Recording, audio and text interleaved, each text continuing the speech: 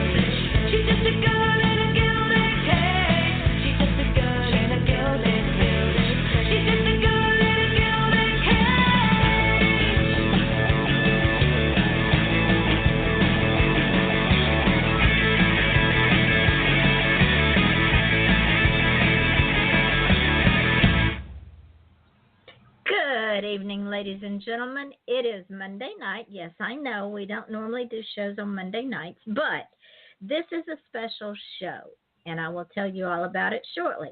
This is Off the Chain. I'm your host, Yvonne Mason, and I want to welcome each and every one of you to the show tonight. And because of y'all, this show just keeps growing and growing and growing and growing, and I thank you, each and every one of you, for it. As you all know, we're heard in over 200 countries with over 200,000 plus listeners when we include all the podcasts as well as this show. And it's your show, ladies and gentlemen. It's not my show. It's you, the listener. It's you, the guest. I could sit here and ramble all day long and nobody would care. But when I bring on amazing guests like our guest tonight and the amazing listeners that share the show and keep tuning in time after time, this is how we grow. It gives an opportunity for indie artists, whether they be authors, musicians, painters, politicians, whoever I bring on this show, it gives them a place to be heard where they might not be heard. And for that, I thank you. There's two ways to get on this show. One, you can come on as a guest. Two, you can become a sponsor for the show. And I don't do that to get rich, because I'm not going to get rich. I do it to give you yet another platform.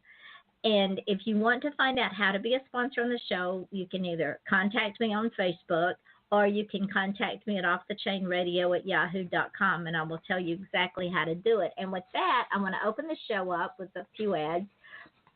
J. Traveler Pelton has been on this show before, and she has a special offer going on her website just for folks like you getting ready for what I call the silly season.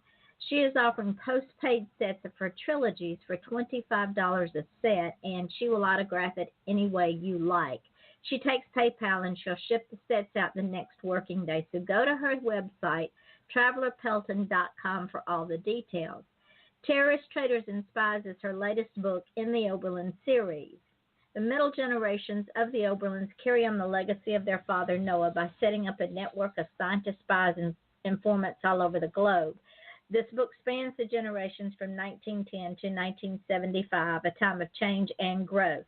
The family tries to stay out of the feud between Edison and Telson while beginning to investigate an elusive enemy network that grows into an underground jungle which will plague them for generations. They survived 2 world wars, the Korean conflict, and the Vietnam War, in spite of attacks on them personally from the enemy and even from their own government. Will the legacy of the Lenape negotiators carry the family through discrimination, hatred, and treason? Will there be another 7 generations of the people to carry on, or will they follow their ancestors into oblivion? Join the high-energy Oberlin family in yet another of travelers' tales of intrigue, technology, and history. Terrorists, Traitors, and Spies, available now on Amazon, Books A Million, ebook or paperback. Or if you want to, go to TravelerPelton.com, which is her website, for a special offer just perfect for the holidays. Now, if you're into audiobooks, you can go to audiobookwormpromotions.com/adopt an audiobook and adopt, don't shop, for your next audiobook favorite. The Adopt an Audiobook program has new releases and audiobooks for every genre. All audiobooks are free to interested reviewers, and that is the caveat. You can get the book for free if you will do a review on it. Simply listen and share your thoughts. That's audiobookwormpromotions.com/adopt an audiobook. Many of you know Diane Moat. She's been on this show many, many times. And thank you, Australia, because y'all put her #1 in Down Under. Well, she has a series called the Sam Holden series. And Sam Holden, our favorite vigilante, is back. The 3rd book in the series is called Dog Bones, and it's Sam's quest to avenge abused animals. But it is threatened when the FBI comes after her on one side and the commissioner wants her dead on the other side. Will Sam's double life be exposed, and will she be able to protect the animals, her friends, and herself? Check out Dog Bones by Diane Moat everywhere ebooks are sold. And if you have not yet started the series, you can start with Doggone, because for now it is free on Amazon. That's Doggone by Diane Moat and Dog Bones. That's the 3rd in the series. Howard Levine has got a new book out called Last Gasp. Fred Tedeschi's niece is dead, one of thousands of victims of a terrorist attack which has been laid at the feet of Islamic radicals by a right-wing U.S. government. Frank, based on a chance encounter, is one of the very few people who question the government's explanation. He's a Vietnam veteran who wants nothing more than to live without further controversy or conflict. Can he and his grieving brother Rob, a detective with the NYPD, obtain the necessary evidence to uncover the truth in the face of scorn and incredibility? Can they overcome their long-term estrangement to work together, given that they are putting their lives in danger? And Last Gasp, a novel that resonates with today's politics, the answers to these questions unfold in a way that mingles personal and societal issues and intertwines the past and present while moving relentlessly forward. Amy Lyle. She also has been on the show, and she is one funny woman. She's a comedian and actor who lives in Atlanta, and she has a unique outlook on life. Most people hide their failures because, to be perfectly honest, ladies and gentlemen, aren't we embarrassed? Well, Amy wears hers like a coat, and she wrote an entire book about them. It's called The Book of Failures. The book opens with, I have been married for 20 years. Not to the same people, but 20 years nonetheless. The book talks about relationships, how hard it is to blend a family, and just funny failures of everyday life. The reason it's been a bestseller for over a year is that it is so relatable. Everybody needs more laughter in their lives. So buy it for yourself or for a friend, or even somebody you might not like too much that is going through a hard time. The Book of Failures is available at some Barnes & Noble stores, on Amazon as a paperback, ebook, or audio. The Book of Failures by Amy Lyle. Get it today. And with that, I want to welcome our guest tonight.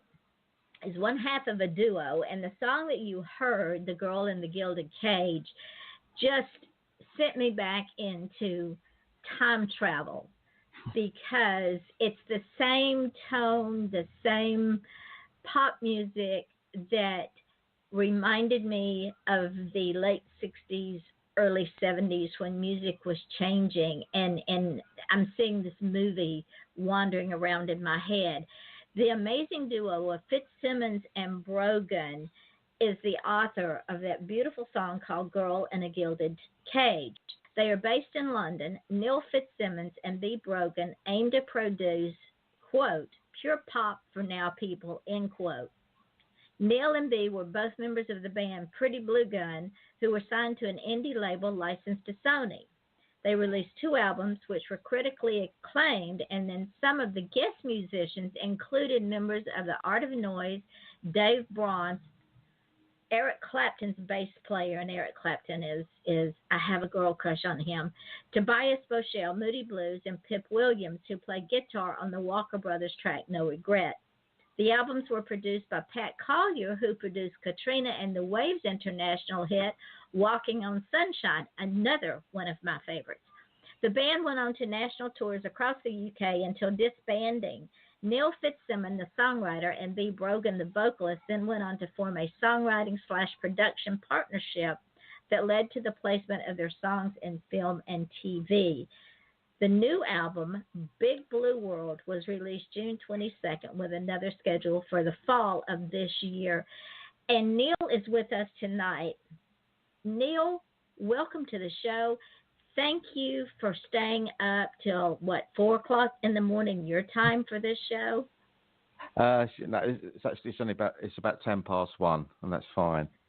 Well, I am so humbled. I told Michael, I said, I will even do the show in the afternoon on my time so that these guys don't have to stay up so late because y'all lead a very busy life. But thank you, excuse me, for being here tonight. Now, you were flying solo because you told me before we went live that you're the one that does all of the interviews. Yeah. So before we get into the history of you and B and this wonderful plethora, eclectic musicians that y'all hooked up with, what in the world was the inspiration for Girl in a Gilded Cage? That song makes me want to get up and dance. Yeah. Oh, well, that's great. I've always been a big fan of bands like Blondie, the Go-Go's, and stuff like that. Like the pop rock, as you said, about in the 70s and 80s. I've always been a big fan of that.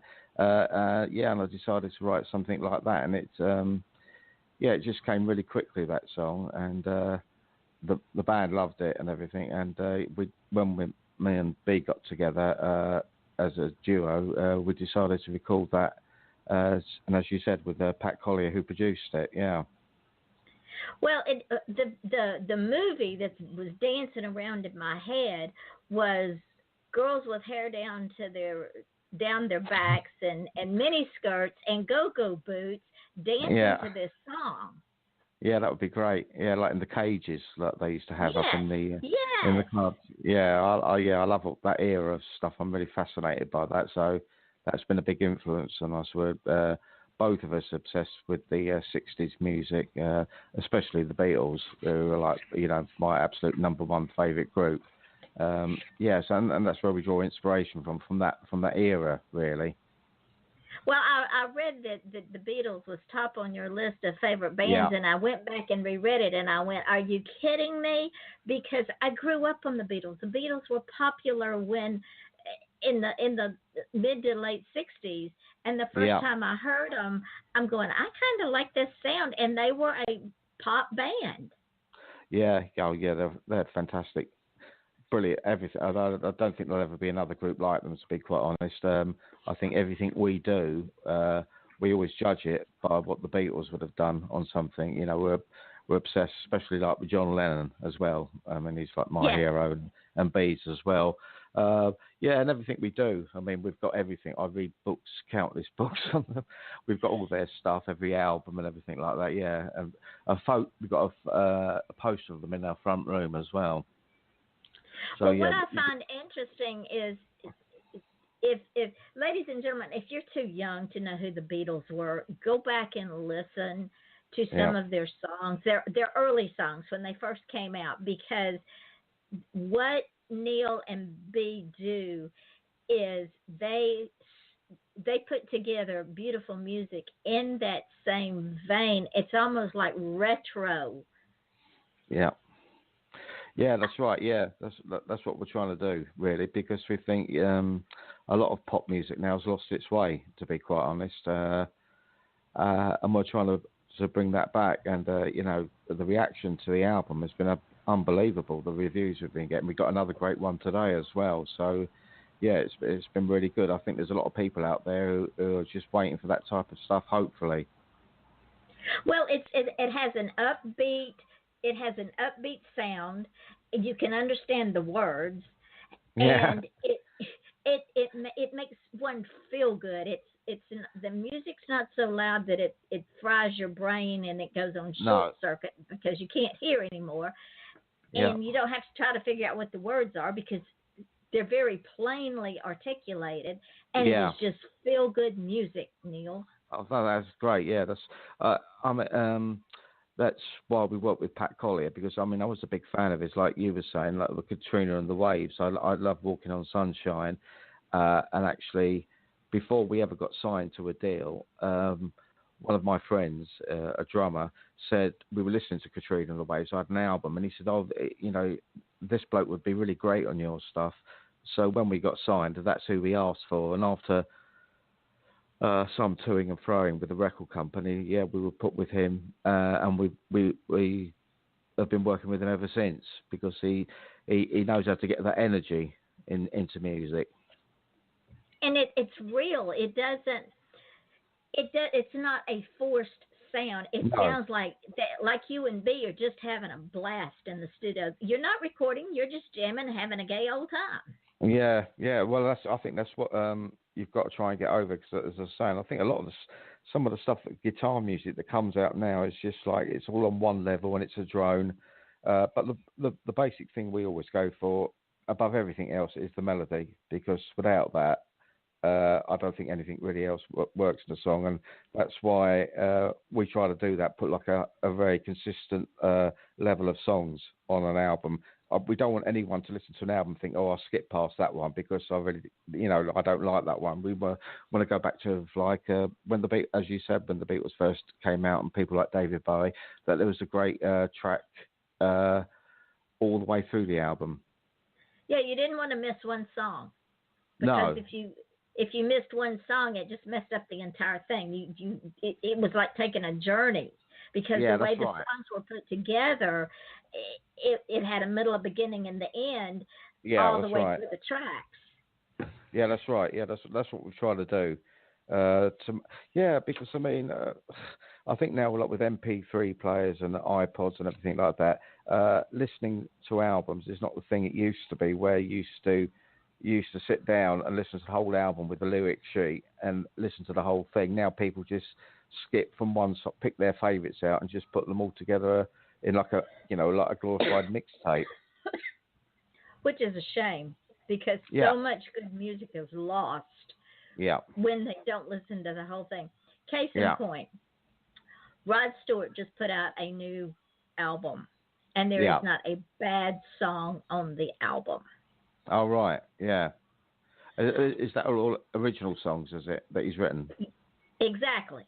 Yeah. There's no cover. There's just Rod Stewart, just like Listen to You and B. It's all y'all. There's no cover. There's no copying someone else's songs. There's no copying someone else's type. This is just y'all, and I love it. Yeah, that's what we try to do. Yeah, I mean that, and that's why he's lasted so long as well, is because that's true. Yeah, because he's got a sound, a thing that when as soon as you hear him singing, it can't really be anybody else, can it? I mean, I loved some of his early stuff, like You Wear It Well, which is about my favourite of his. I think it's a fantastic song.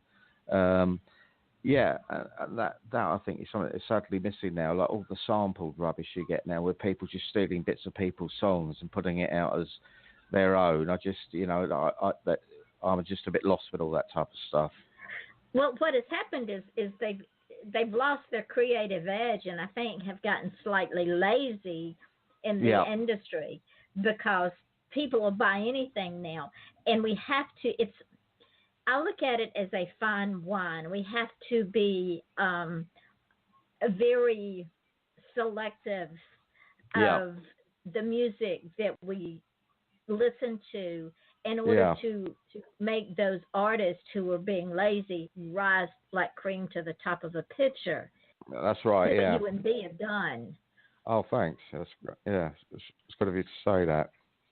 Well, I'll speak the truth, Neil. I don't know if Michael told you that or not, but I just speak the. Yeah, that's great. Yeah. I found out something very interesting about y'all. Y'all also like two of my favorite classical artists, Mozart and Chopin. Yeah, that's right. Yeah, that I've got to be honest. That's more B than me.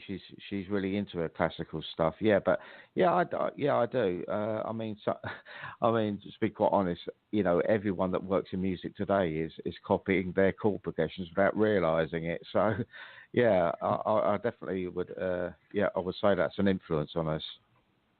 Well, this is a good time to take a break and run these ads right quick, and then we're going to follow the ads with another of Fitzsimon and Brogan's songs, and this one is called Blue Velvet. And no, ladies and gentlemen, it is not the old Blue Velvet song. It is a rockin' song.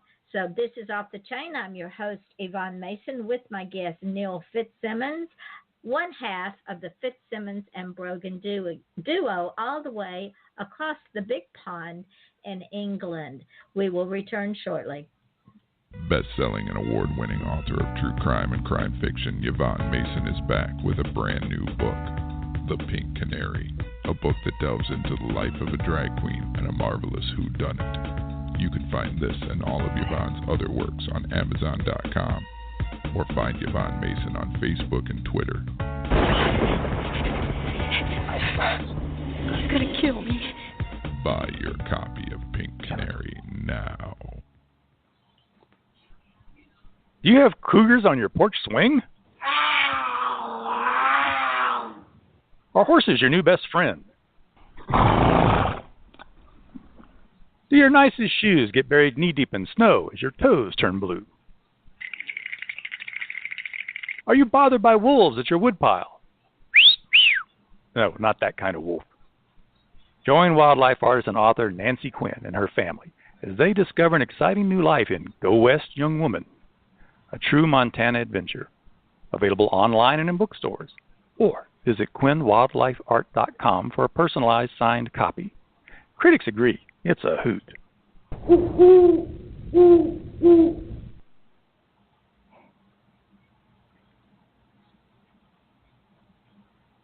This is Jade. And this is Winona. Wow, it's been a busy summer. Yes, we have new books. I think we have a new audio book. And I thought Divorce Was Bad with Other Life Lessons. Why is that title such a mouthful? I don't know, but you can hear that mouthful on Audible and on iTunes now. And that will take you through life changes, the highs and lows of it, through pop poetry and the literary life guide. So remember to check us out. And no, I don't mean a once over, but then my narcissism said, well, maybe check me out once. And then look at the rest of the website at andwethought.com. You can check out the podcast and the YouTube channel and everything that we're doing on that website, andwethought.com, just in case you didn't get it the first time. Oh, my goodness. So we're going to say bye from Winona and Jade and our website. Okay, is this going to be like a running gag? Yup. andwethought.com. Bye-bye. Germany, 1938. Charlotte, a young girl of 15, wanders into Georg's cobbler's shop to have her shoes repaired. Georg, enamored by Charlotte's charm and grace, decides then and there that he's going to marry her. But they must keep their love a secret from family, friends, and, most importantly, the Nazis. Follow along as Georg's pursuit of the young Charlotte results in the couple traveling a heart-stopping, winding route to stay one step ahead of the Gestapo in their escape from Nazi Germany, with a surprising twist along the way. If you like history and romance, don't miss Good Things Always Happen in Springtime by Joanne Fisher, available at www.joannesbooks.com. Juliana is a middle-aged housewife in Toronto with a career, a husband that has little interest in her well-being, and 3 children. In the evenings, she gets on her computer and chats with people around the world.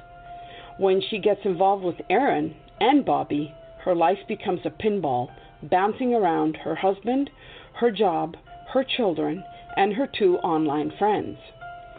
She's bewitched by the romantic poetry of Aaron, but the honesty and kindness of Bobby bring her all the way to California.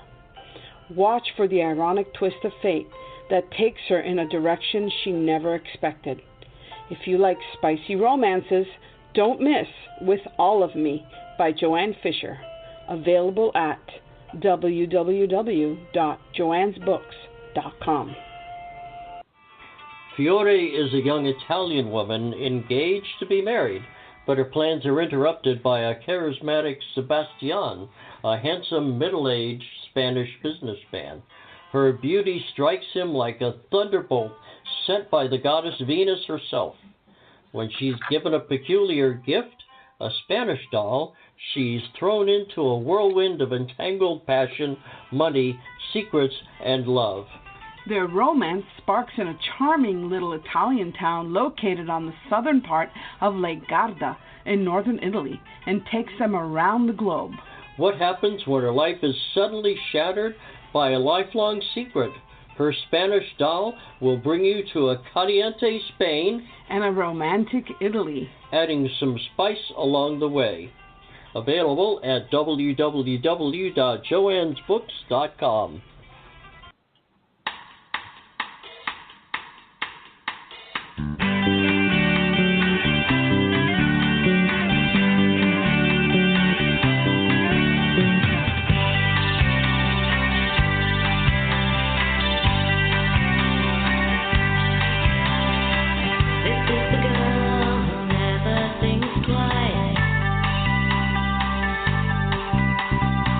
Knows every angle, she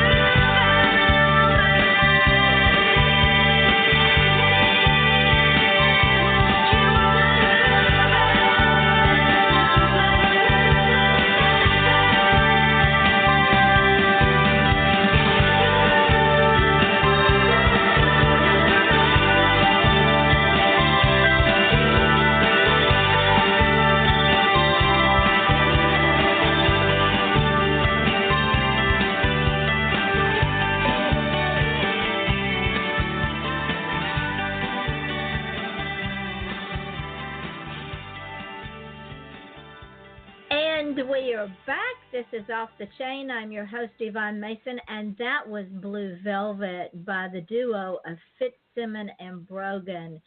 And Neil, I'm going to tell you again, because I'm an author, this movie's in my head. And in this movie, I see maybe a senior prom, and the kids are all there, and this girl walks in the door, and she's in blue velvet, and this guy that's got a crush on her, he can't help himself because she's in blue velvet. Yeah. Was that what y'all were trying to produce through that song, that vision?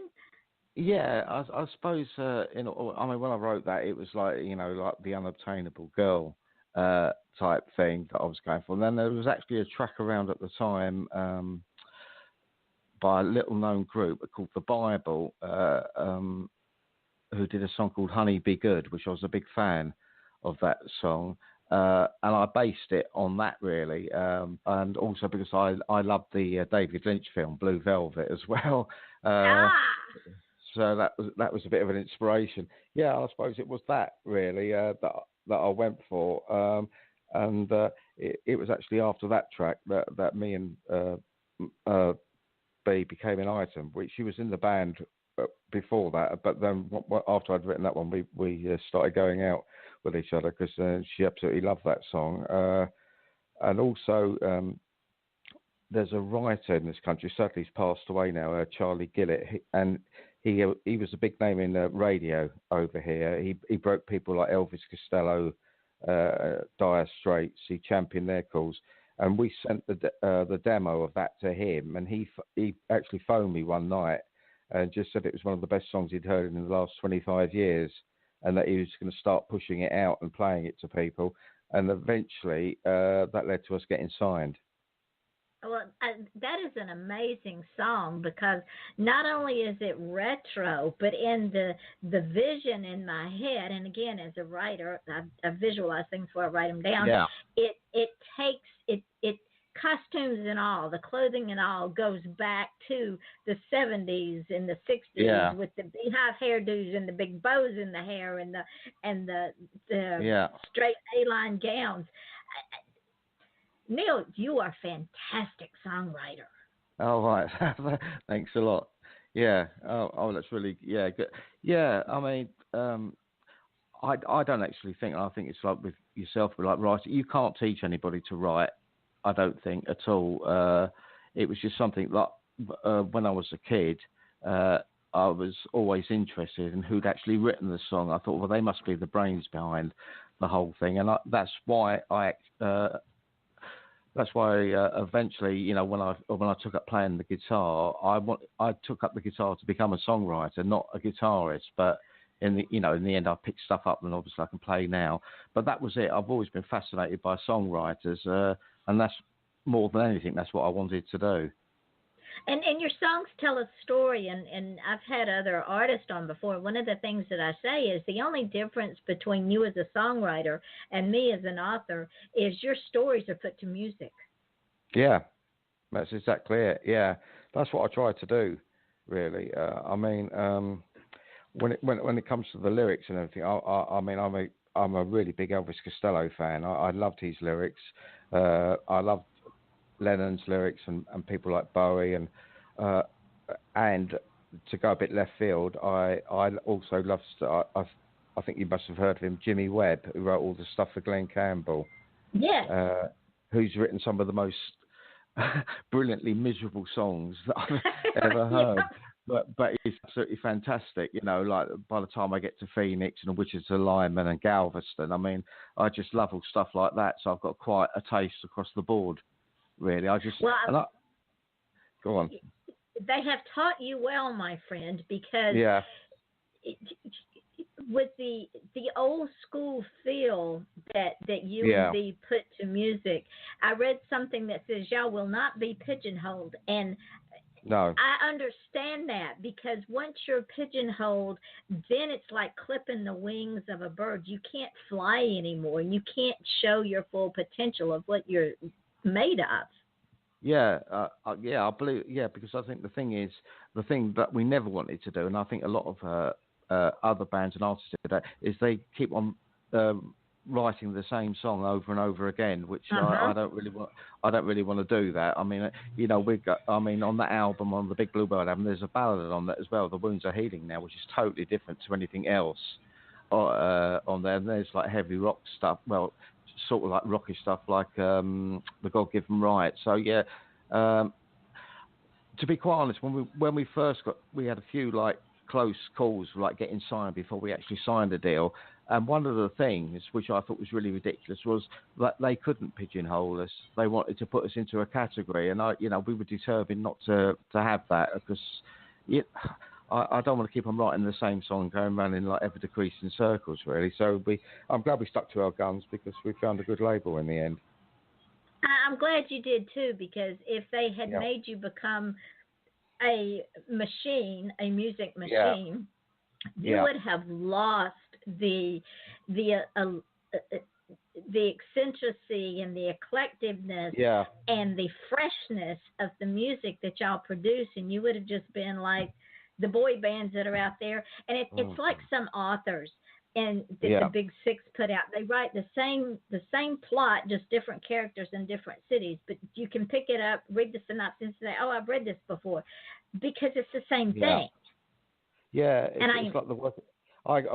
Myself and B, we are great readers. We've got, well over like a couple of thousand books, so we read all the time. And I think those books are written on like a template where they just fill in. There must be about 6 different templates, or most probably less than that, and they just fill the characters. I don't know how they turn out that many books. I can't understand it. They just changed the names to protect the guilty. Yeah, that's right. Yeah, that's right. I want to play this last song because I want to talk about this one because this song is. I'm going to remind me that Michael goes on my list because now he has me addicted to yet another one of the artists that he represents. Michael has sent me so many wonderful artists down through the months.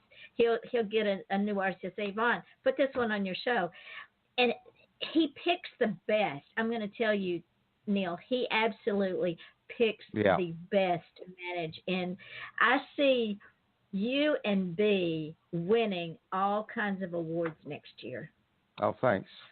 Yeah. We picked up one award from the Indie Music Channel for, I think the Big Blue World single got to number 1 or number 2 in the chart. So yeah, that was nice. I hope I've got the big. I thought I'd. Oh, tell me I didn't. I can't find it. What did I do with it? Oh no! I thought I uploaded it. Let's see if I can find it. I might not have. It might not have uploaded. You'll just have to come back on so I can play it again. Because I had it online to play, and I don't know what happened, but it didn't upload for some reason. So we'll just carry on and talk. I'm not all here anyway. I think half of my brain went to sleep. But when how long have y'all been together? Recording and with the band before y'all. Well, I suppose we've been together about 10 years now. Wow. Doing it, but that's when we had our first deal, and then the first label we were with went into liquidation, and we spent about 16 months trying to get away from them, which was horrible. Oh, bless your heart. Yeah, because they wouldn't let us go unless they couldn't recoup their costs. So it was all pretty. And I've had publishing deals since then, but then we got signed by this French label. We've got them as a publisher, and we've got a couple of other publishers as well, one in the States and one in the UK. And that's basically it. We did talk, as I think we were both in the Pretty Blue Gun, which was the original name when it was a full band, and we did tour with that around the country and everything and play some quite nice venues. But then when that split up, myself and B decided to become like a songwriting production team together. Well, and also in my deep dive of y'all, y'all wrote a musical. Yeah, we did. Yeah. Tell me about that. That is amazing. Yeah. Well, we've always had this idea we wanted to do something like that, and what we decided was to use the songs that I'd written and put a storyline around them, and we sent that off to a couple of people that work in Channel 4 TV over here, and they actually went for the idea, and one of them wrote the book for it. He just took our story on. And then we got a musical director. He got interested, and actually won an award and got a week's run at about 3 different theatres in London, which was unbelievable, really, because it was almost taken out of my hands. Once the musical theatre people got involved and everything, I've got to say, it was one of the most brilliant things when myself and B were invited down to watch the first. For it, and I hadn't seen anything the way that they'd scored and arranged the songs, and it was unbelievable. So what it says to me is you and B are more than one-dimensional. Oh yeah, If you decided to quit singing pop songs, you could write musicals and make a fortune. Yeah.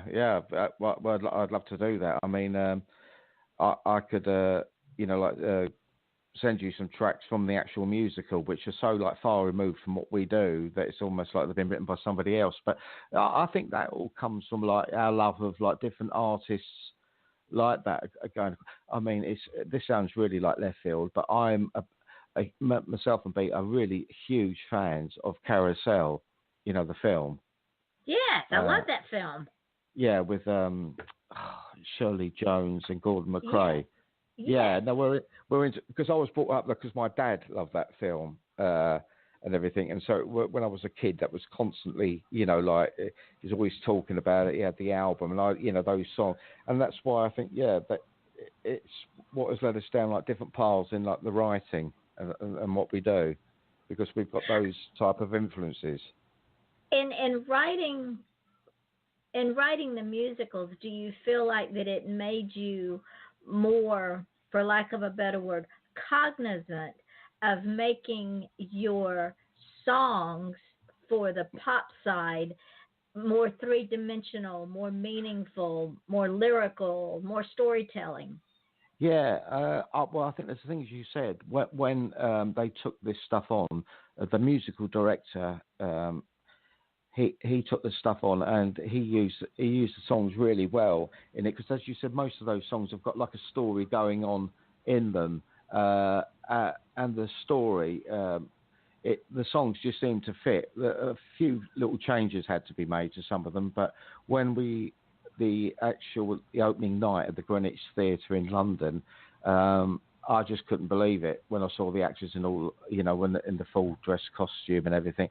We were sitting in the front row, and embarrassingly, I had to go up on the stage at the end with the musical director and take a bow. And I've never been on the stage without a guitar in my hand. So it was, and I'm 6'3" and he's about 5'2", so it did look slightly ridiculous. But just think of it, Neil. Glow in that, because how many people want to be able to do what you did and would probably sell their soul to the devil to be able to write a musical that was that wonderful and put it on. Yeah, no, it was. I mean, I just came in one day and there was an email waiting for me there, just saying that your musical's been accepted and it's won an award and it's going to get a week's run. And it ran at the Greenwich Theatre for a week, then the Bridewell, and then they put a performance of it on at the Royal Academy of Music as well, which was quite unbelievable. Whoa! But what was really nice was that when on the Greenwich Theatre thing, my mum and dad were in the audience, and Trudy's parents, so B's parents. So yeah, it was a great experience. Was that on your bucket list? Was that one of the things that you had that you wanted to take that journey, or was it something that you just fell into one day because you could? I think, like you said, what you were saying is that when we were doing this stuff, when we got signed and everything, and all through my writing, we always said these would make songs would be great in a musical. And then one day, myself and B actually sat down and we came up with an idea that was a cross in between Carousel and the Tale of Two Cities at the end of it. And there's the last scene is basically, not to bore everybody, but it's just a girl gets married to the wrong person who's a bit of a tearaway. The one who's good, she ignores, and that there's all things get mixed up in the end. But in the end, the tearaway, like Billy Bigelow in Carousel, he gets a chance at redemption to make that choice to let her go and have another life, a parallel life away from him.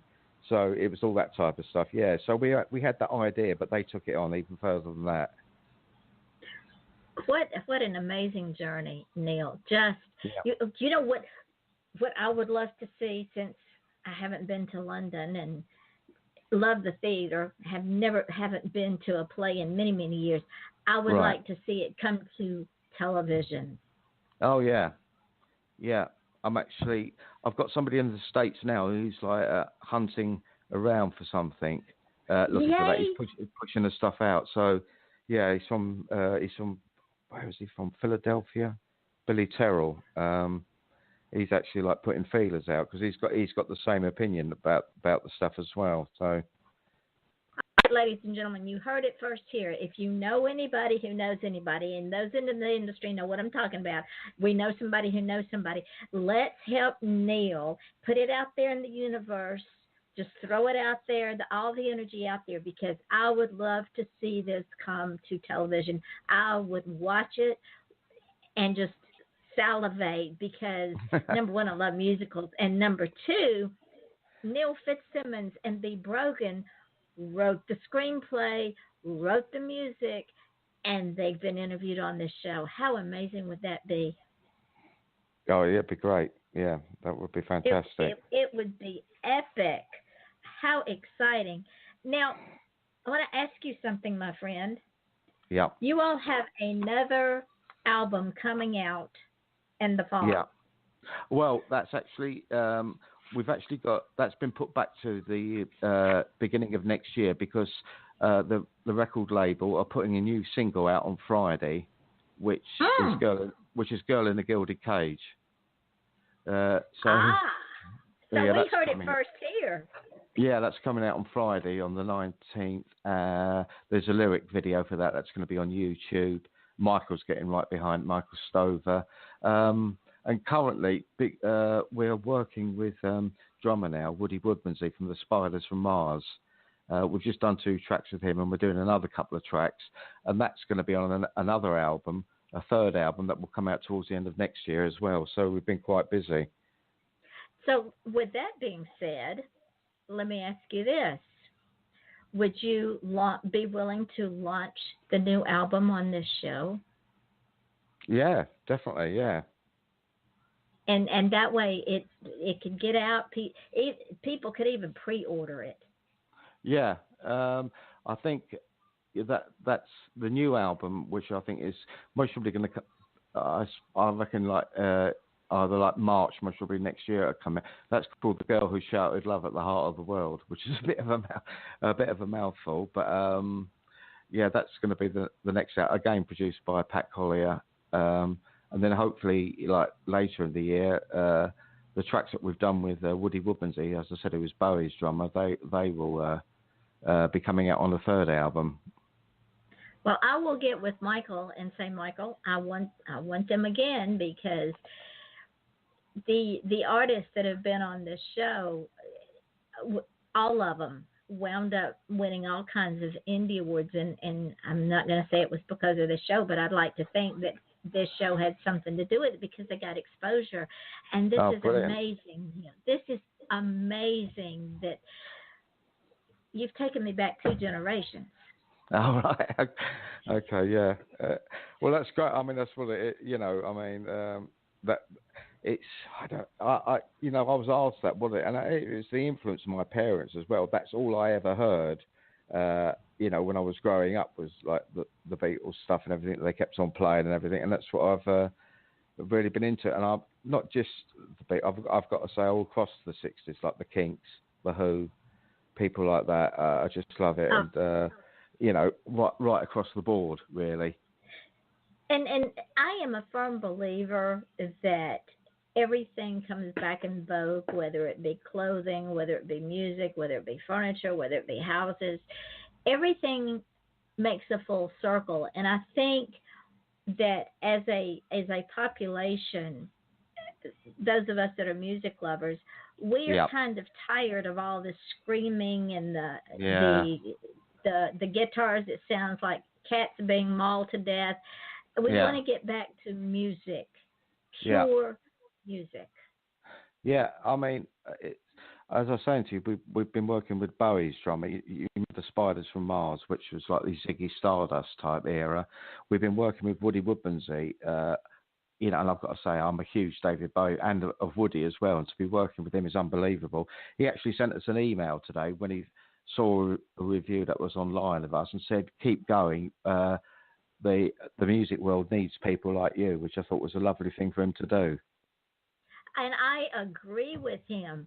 The world does need people like you because y'all have brought class back to the music world in a big way, and never allow anybody to pigeonhole you and B because, my friend, y'all have got it. Oh, that's great. Thanks. And if it's okay with you, I'll send you the stuff that we've done with Woody and also one of the songs from the musical if you'd like to hear it. So I would. And may I have your permission to promote it on the show? Play it as an opening song on the show sometime, so that'll give y'all even more exposure. Yeah, that'd be great. We've just finished 2 songs with Woody. We're about to do 2 more, and I could send you the big ballad from the musical that a girl sang. It was her solo spot, which I think you might like.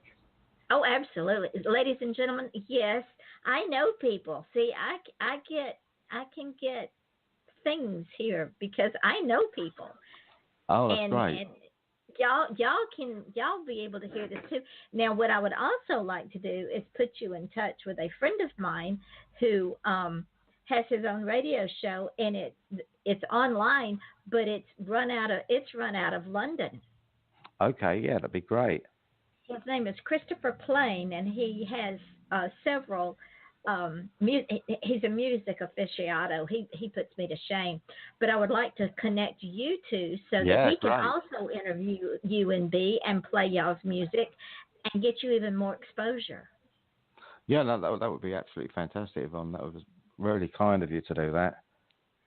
That's what I do, my darling. I like spreading the wealth because my philosophy is we're either going to hang separately or we're going to succeed together, and I would rather succeed together. And you and B have got some fabulous journeys to complete, and I just want to help you get down that road because in 10, 15 years where I'm going to look back and y'all are going to be winning all these wonderful music awards, and I'm going to say, yeah, I knew them when. That would be great. Yeah, let's hope. Oh, no, there's no hope to it. It's a done deal. Trust me, it is a done deal. Now, believe it or not, Neil, our hour is coming to a close. Okay. So what I would like for you to do is tell the folks where you can be found, where they can purchase your music, and you have already said you'll come back, and I'll set that up with Michael. Thank you so much. I am so grateful and so humble. Oh no, that'd be a pleasure. So tell the folks where you can be found and where your music can be found. You can find us on our website, which is fitzsimonandbrogan.com.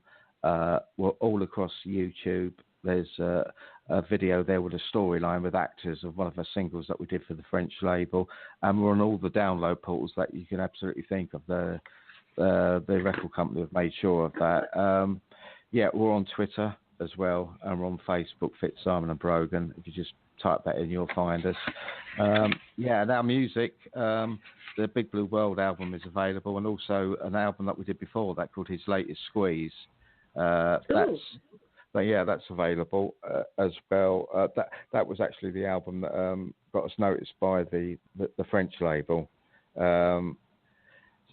And yeah, we're across everywhere basically. Thanks to Michael Stover as well, who seems to never be away from who never seems to be away from his computer, no matter what time you email him, which is quite amazing. Well, yeah, that's how you succeed. You have this wonderful man in your corner.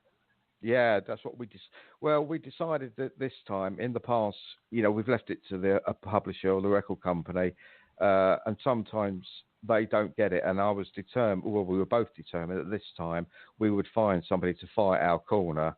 And after toing and froing, talking to Michael for a while, we decided to go with him, and it's paid off. It's really worthwhile. He's really brilliant. He is brilliant. And you now have me in your corner, my friend, because you have great. a concert. I love the music. You are an amazing guest. And don't hang up when the show goes dark, but I do want to thank you for staying up late.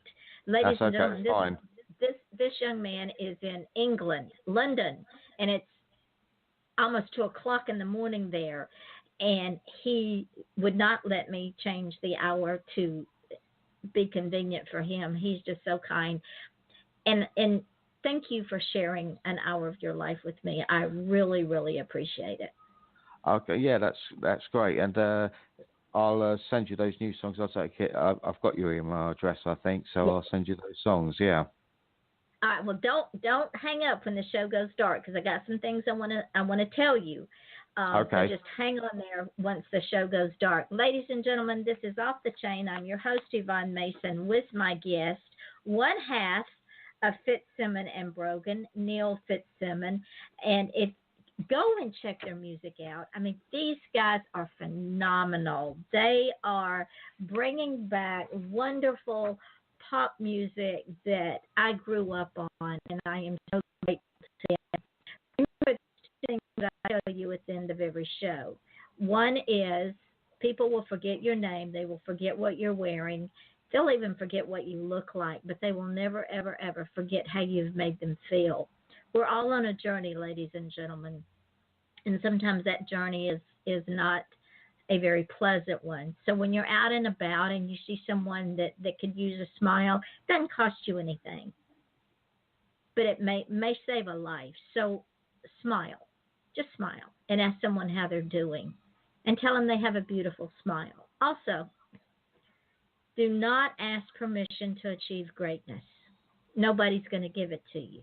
And remember, you're already great. You don't have to achieve greatness. Teach your children that they are already great and they can do anything they want to do. Join us again tomorrow night at 8 o'clock Eastern Daylight Time, when we will have another wonderful guest on the show. We're going to have a show every night this week because I'm playing catch up from the past few weeks. So we will be here every night this week at 8 o'clock Eastern Daylight Time. And we will have wonderful, wonderful guests. That is, if I can keep my voice. And I want to thank my two partners in crime, Julie Morgan and Ian Bush. Thank you for stepping in while I was burying my husband. I appreciate it very, very much. So this is Off the Chain. I'm your host, Yvonne Mason, with my guest, the wonderful, wonderful one half of Fitzsimon and Brogan, Neil Fitzsimon. We will see you all again tomorrow night at 8 o'clock Eastern Daylight Time, when once again, as you all know, because we never know how the conversations are going to go, it will be Off the Chain. Join us, share the show, buy Fitzsimon and Brogan's music. You will not be sorry. Until then, we say have a good evening.